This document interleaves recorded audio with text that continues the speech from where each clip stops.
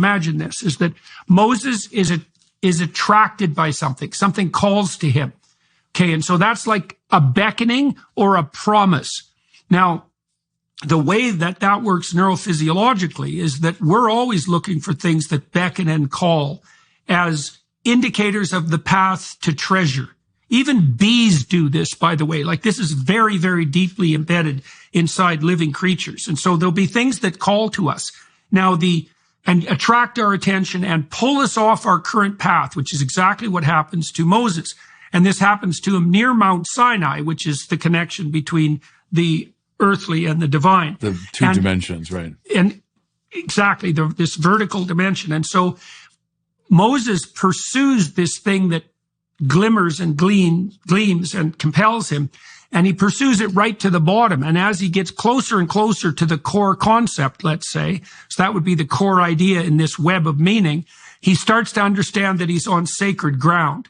Right. So then he becomes even more humble. He lessens himself more. Exactly. Because the shoes, I always think the shoes mean you're in command. If you have shoes on, you can walk anywhere you want to go. And if it's rocky soil or it's an incline, whatever, you can walk. You take your shoes off, you're much more vulnerable and you're much more humble. You have to be.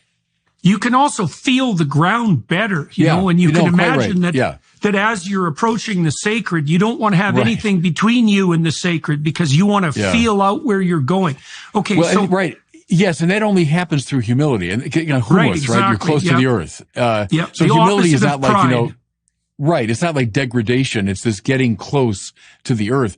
And if you got your shoes on in that kind of aggressive sense of I'm going to go and look and I'm going to examine, you're not humble enough to get in touch with the sacred.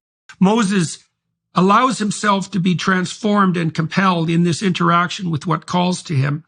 Then the voice underlying being itself reveals itself to him, right? The essence of being, let's say, or it's more than that.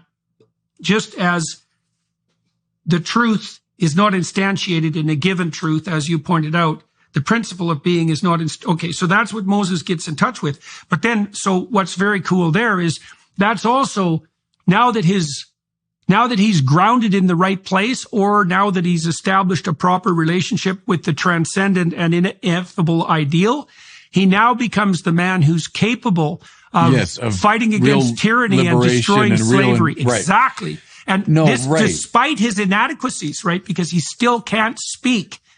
He's right. So it doesn't matter. The message there is, regardless of the limitations that have been imposed upon you by fate and circumstance, if you delve deep enough, if you follow your calling with sufficient integrity, you'll form a relationship, a covenantal relationship with that which underlies being itself, and that will make you the leader capable of eternally opposing tyranny and leading people out of slavery.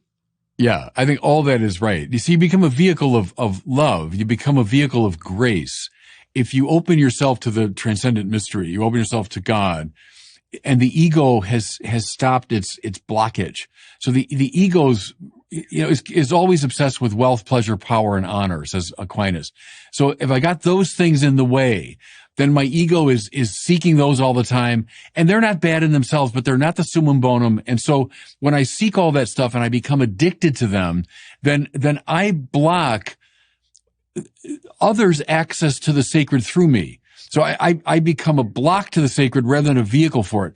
The saints are those who, have taken off their shoes. They know they're on holy ground.